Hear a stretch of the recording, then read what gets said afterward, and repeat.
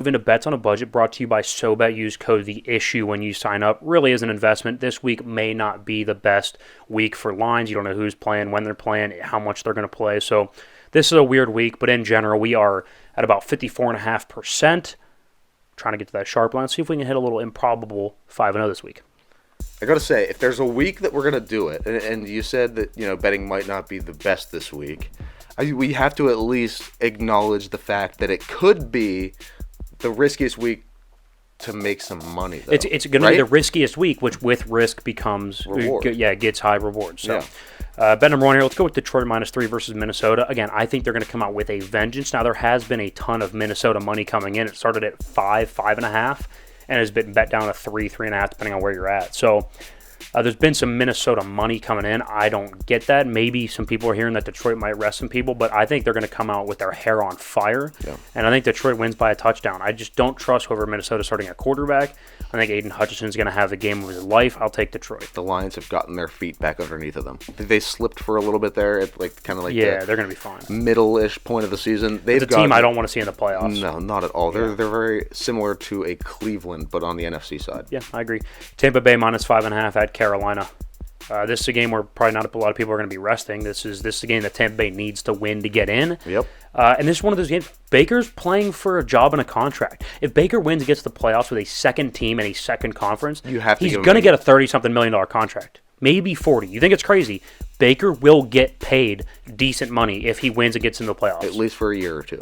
And I think Baker with a chip on his shoulder, which we've seen, can be special. I'll take Tampa Bay -5.5. 100% agree. I really like that one. Yeah.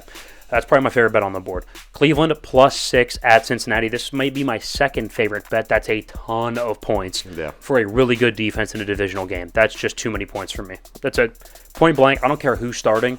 Divisional game, at Cincinnati, could be cold, could be windy. Cleveland, good defense, way too many points. And I feel like the Steelers we've watched the Steelers play Cleveland a lot in Week 18 games.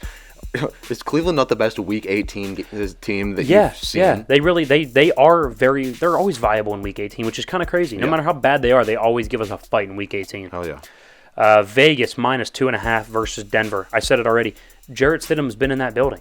Right? They know exactly what they're going to get.